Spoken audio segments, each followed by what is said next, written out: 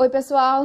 Aqui é a professora Camila e eu literalmente estou rindo de nervoso porque a minha missão nesse vídeo é falar sobre a temida probabilidade, que na verdade é o ramo da matemática que vai estudar os experimentos aleatórios, que são experimentos que, repetidos sob as mesmas condições, vão produzir resultados imprevisíveis. Então, por exemplo, lançamento de um dado, lançamento de uma moeda, retirada de uma carta de um baralho, enfim.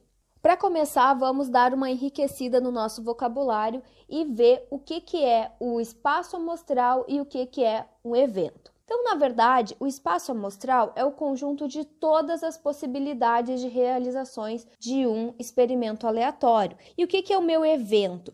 O meu evento, na verdade, é uma parte desse espaço amostral, a parte que eu estarei interessada em calcular a probabilidade de ocorrência. Então, a gente pode dizer que o nosso espaço amostral é o nosso todo, conjunto de todas as nossas possibilidades, e o evento é uma parte desse espaço amostral. E como que eu calculo uma probabilidade? Para determinar a probabilidade de ocorrência de um evento A, eu vou fazer a divisão dos casos favoráveis, que são aqueles que eu tenho interesse, pelos casos possíveis, que são todas as minhas possibilidades. Falando um pouquinho de conjunto, eu poderia dizer, então, que é o número de elementos do conjunto A dividido pelo número de elementos do meu espaço amostral. Mas, para facilitar, casos favoráveis sobre casos possíveis, ou facilitando ainda mais, tá? A probabilidade nada mais é do que eu fazer o que eu quero sobre o que eu tenho. E sempre, tá, pessoal? Uma probabilidade vai estar entre 0 e 1. Fazendo uma analogia à porcentagem, se eu multiplicar por 100, aqui eu teria 100%. E aqui 0 vezes 100, 0%. E se um evento tiver probabilidade igual a 1 ou equivalentemente a 100%, então eu digo que eu estou trabalhando com um evento certo.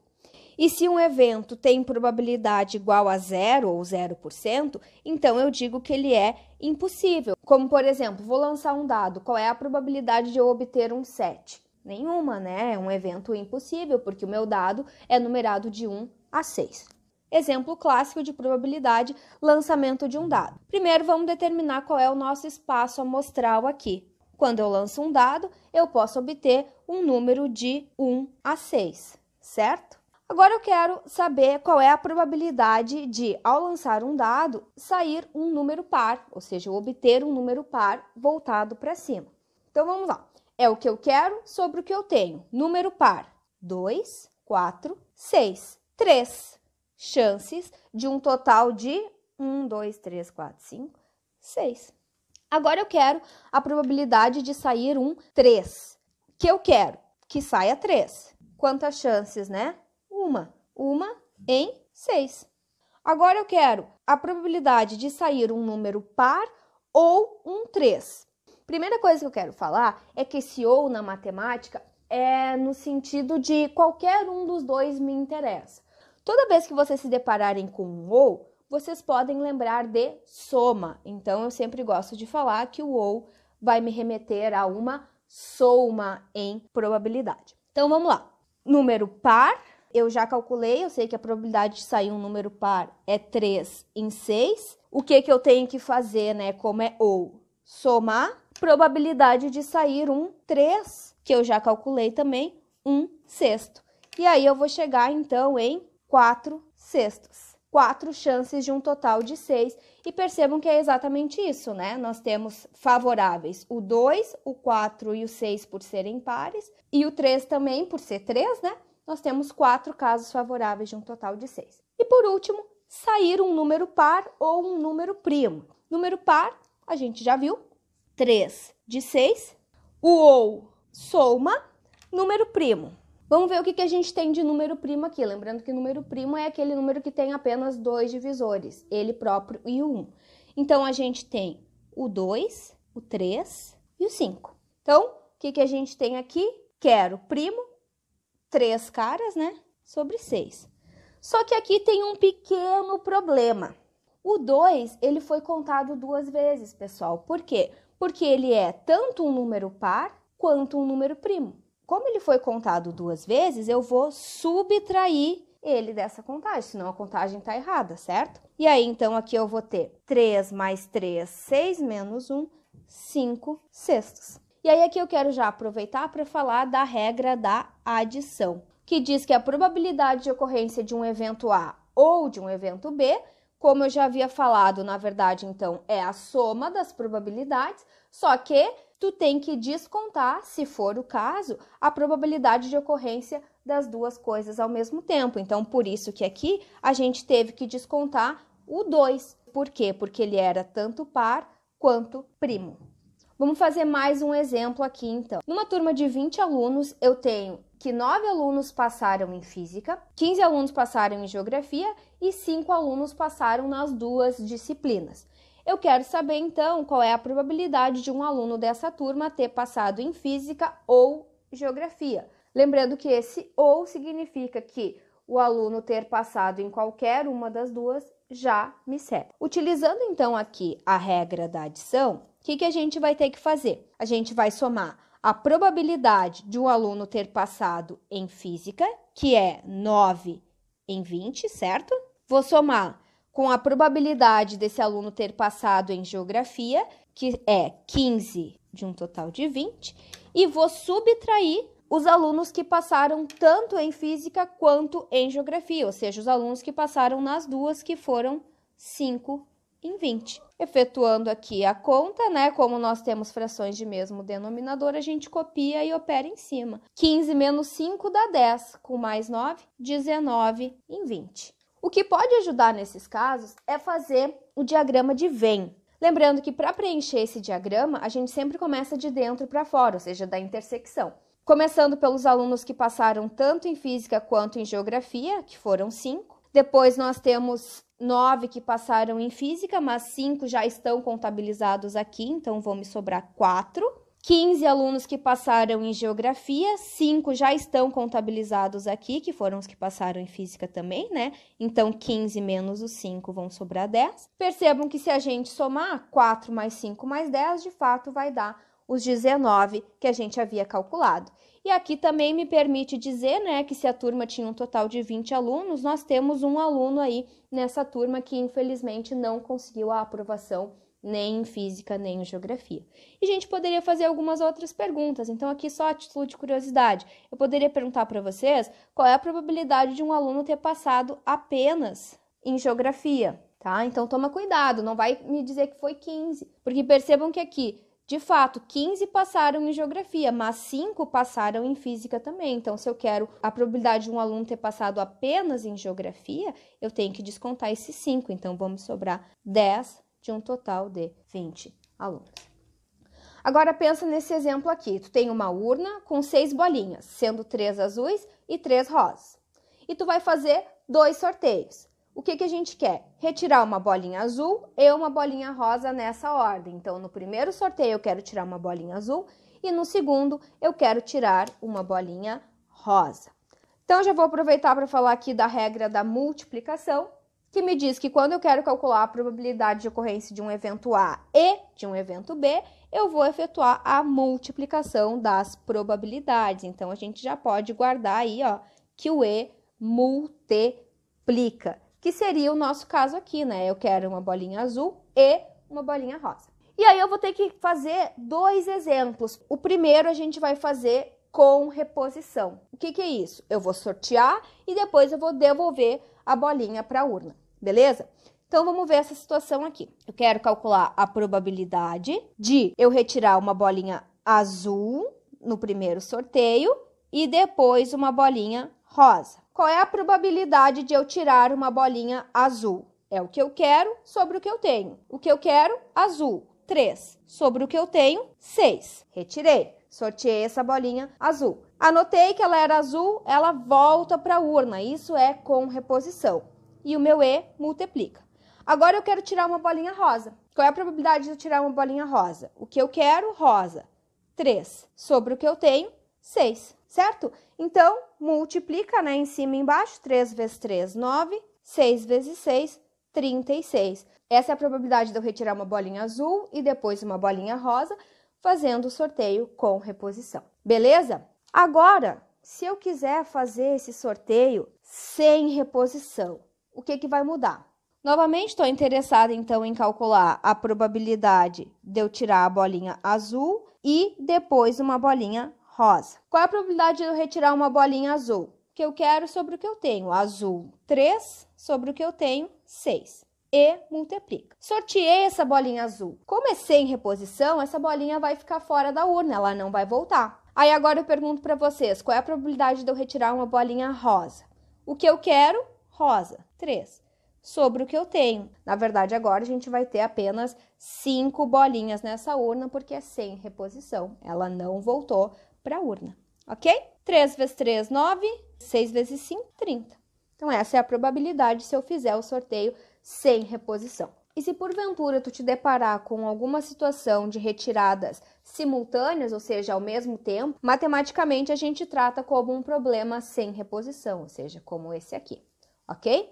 Agora vamos falar de evento complementar, que a notação, se eu estiver falando do evento complementar de A, nada mais é do que um A com uma barrinha em cima ou com um Czinho. E qual que é a ideia do evento complementar? Ele vai me dar a ideia de negação. Por exemplo, se eu falar para vocês que a probabilidade de eu me atrasar para o trabalho é de 20%, qual é a probabilidade de eu não me atrasar? É de 80%, e na verdade esse é o meu evento complementar. Mesma coisa assim, se eu digo para vocês que a probabilidade de chover amanhã é de 40%, qual é a probabilidade de não chover? É 60%, porque ou chove ou não chove, ou eu me atraso ou eu não me atraso. Então percebam que sempre a soma dessas probabilidades tem que ser 100%, ou de forma análoga tem que ser 1. Isso permite, então, que eu fale dessa fórmula que me diz que a probabilidade de ocorrência de um evento A mais a probabilidade de ocorrência do seu evento complementar sempre tem que ser igual a 1 ou, de forma análoga, a 100%.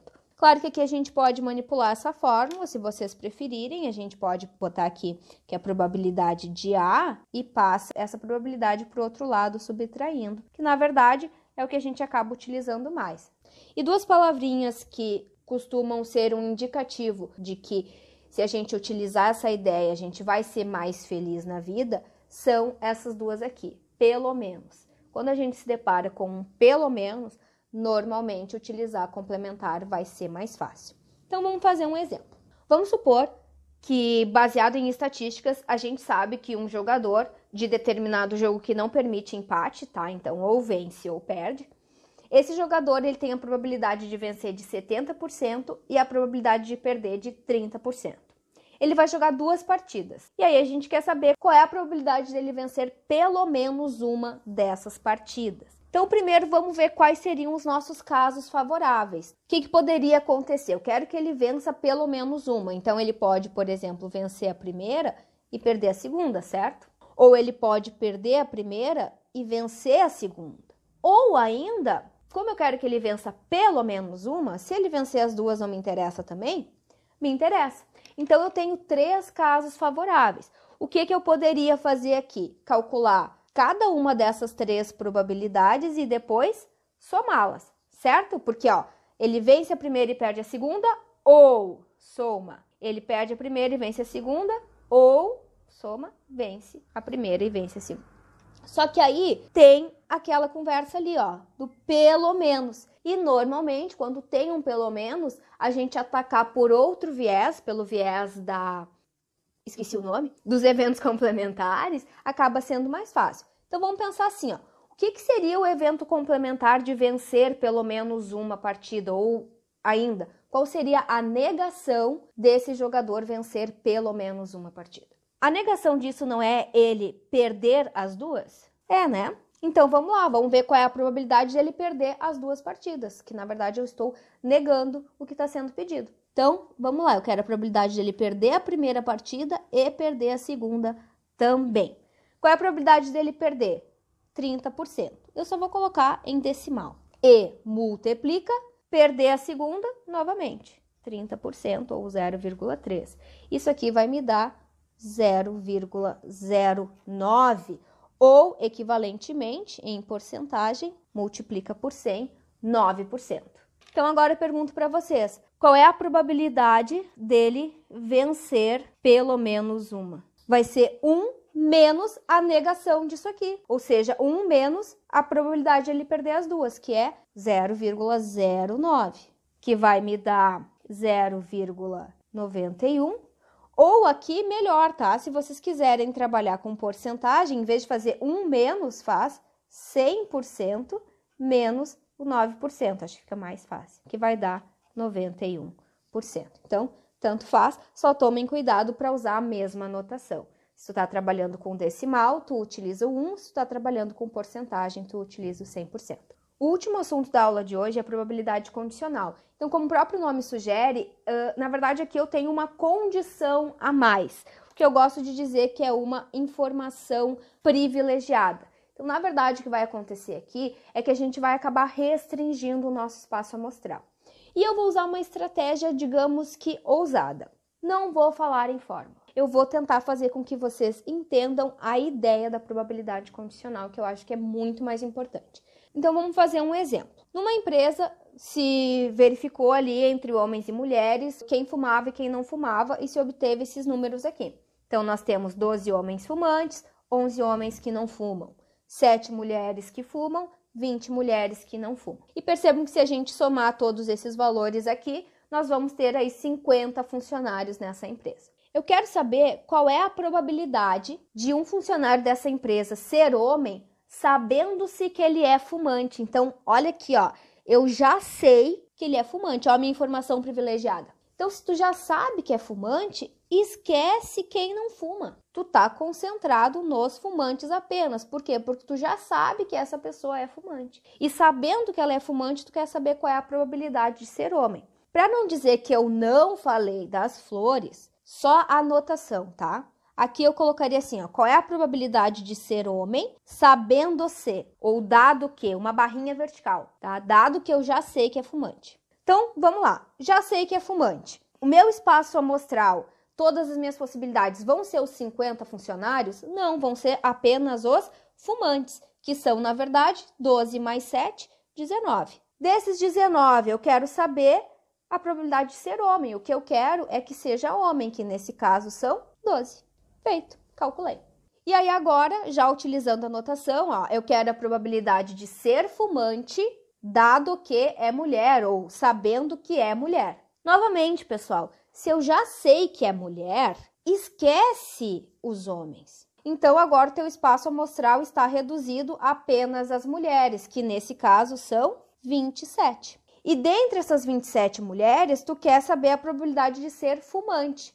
O que eu quero? Fumante. Quantas são? 7. Pronto, calculei. Então, probabilidade condicional é isso, pessoal. É a gente ter uma informação a mais, a gente reduzir o nosso espaço amostral. Por hoje era isso. Muito obrigada. Até o próximo vídeo. Um abraço. Tchau, tchau.